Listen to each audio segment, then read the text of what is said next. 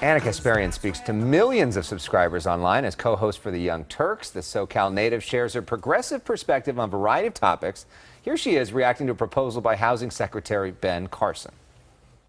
We are suffering right now, and it's not because we're lazy. It's not because we're not working hard enough. It's not because we're not being productive enough. It's because the system is rigged against us, and this administration is only helping their cronies, their corporations, and their buddies, and that's it.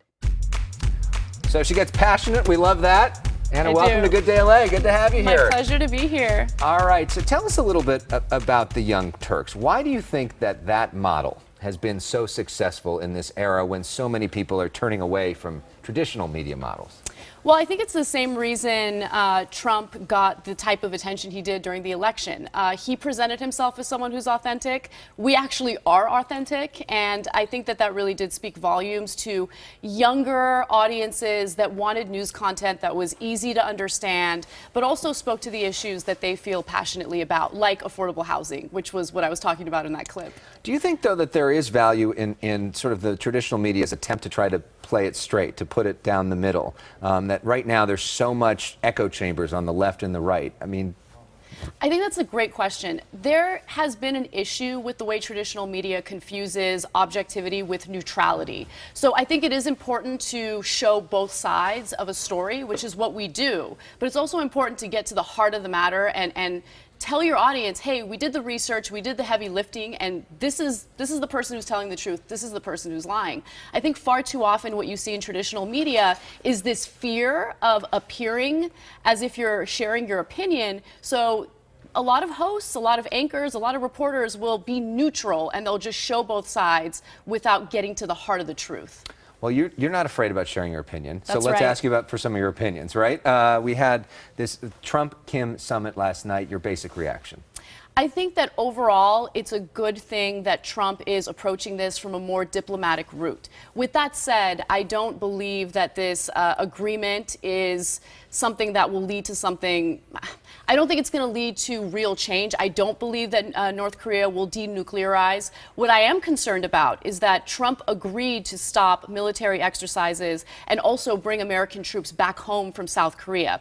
That could really destabilize the region, and also that could further alienate our ally, South Korea. And Trump has this habit of alienating our allies and, being incredibly complimentary to our adversaries, including Russia and North Korea. So he really needs to think about the long game and how this could potentially negatively impact the United States, destabilize other regions of the world.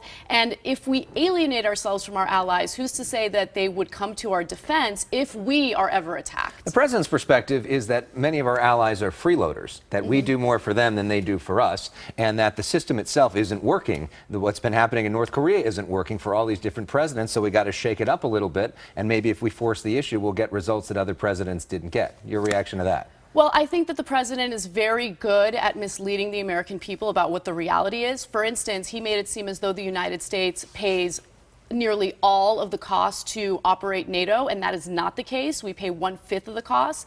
And when it comes to the trade deficits, he lies about the numbers there too. And unfortunately, people believe him. We have allies. We need allies. When the United States was attacked in 9/11, the first country to come to our aid was Canada.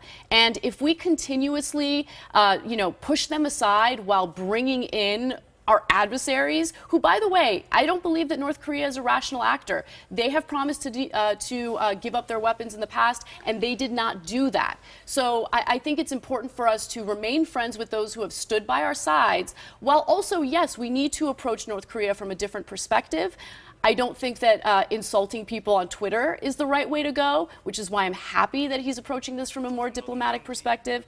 But I think that, we don't have any verification in this deal that North Korea will denuclearize. Speaking of not insulting people on Twitter, Melania Trump has made that her pledge, her to try to end cyberbullying.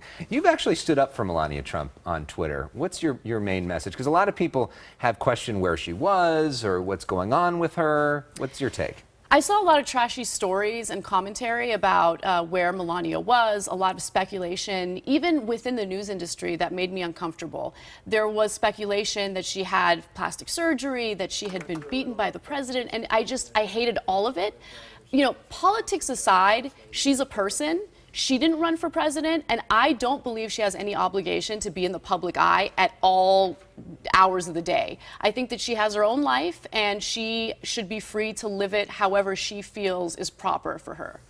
Certainly seems like a complicated relationship, but all relationships are complicated. In I their just own don't way. think. I mean, I just don't think it's any of our business. I think that right now there are Americans suffering with stagnant wages, affordable housing's a big issue, and rather than focusing on those problems that Americans really do want to hear about, we're speculating about where the First Lady is. Yeah. Well, we can hear, thank you for coming in, and you can hear some of that on YouTube, the Young Turks page. They're live for 2 hours every day, starting at 3 o'clock, sometimes longer, and hopefully you'll see Anna soon on our political show, The Issue Is.